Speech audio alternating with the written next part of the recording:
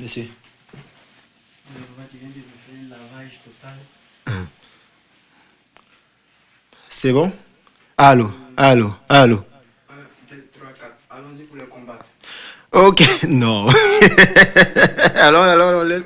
Bonjour famille, je suis Ongba et j'aimerais parler de cette question de panafricanisme. Je crois qu'il y a des événements qui clarifient vraiment ce que j'essaie de dire depuis des années.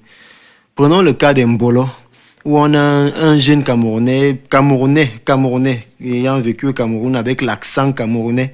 Parce que quand tu l'entends même parler, tu sens que c'est un Camerounais qui parle.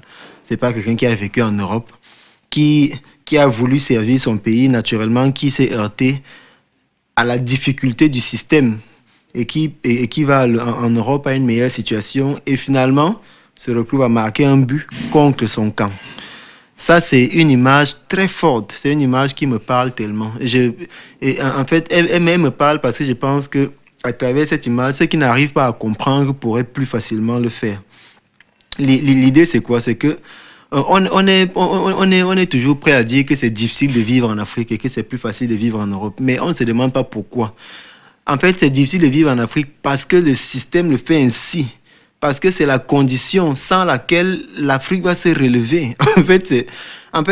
Moi-même, si j'étais le système, j'allais rendre la vie difficile la vie en Afrique difficile pour que celui qui a un potentiel, qui veut s'en sortir et seul, soit obligé d'aller chez moi. Et comme ça, moi, je peux exploiter le potentiel. Il y a un moment, j'ai fait une vidéo où je disais que quand il n'y a pas un projet social, les compétences deviennent un danger contre nous-mêmes. L'Afrique n'a pas un projet social actuellement. Le projet social de l'Afrique, c'est le panafricanisme. Le panafricanisme, c'est notre projet social.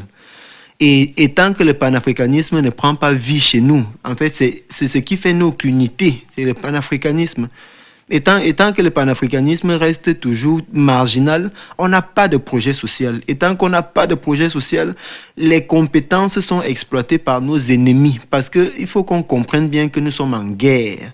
Nous sommes en guerre parce que l'Occident nous fait la guerre, et ça depuis des milliers d'années. Nous sommes innocents. Et c'est pour ça qu'on ne comprend pas que nous sommes en guerre. Parce que nous vivons simplement, nous vivons notre vie. Nous vivons notre vie simple, mais nous sommes en guerre.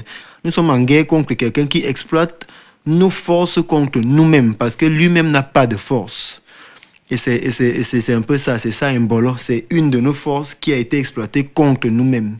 Et je prends cette image parce que je pense qu'elle peut être plus facilement comprise. En tout cas, moi, c'est mon choix. C'est mon choix de vie. Je veux vivre en Afrique, faire le nécessaire pour que mes forces au maximum soient exploitées pour le projet social africain.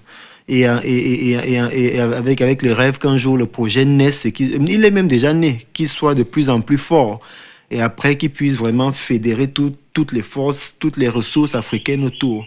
Et comme ça, ensemble, on pourra redonner une orientation noble, une orientation louable à l'humanité. C'est un peu ça. Mbolo, tu nous as fait du bien, quoi. Merci.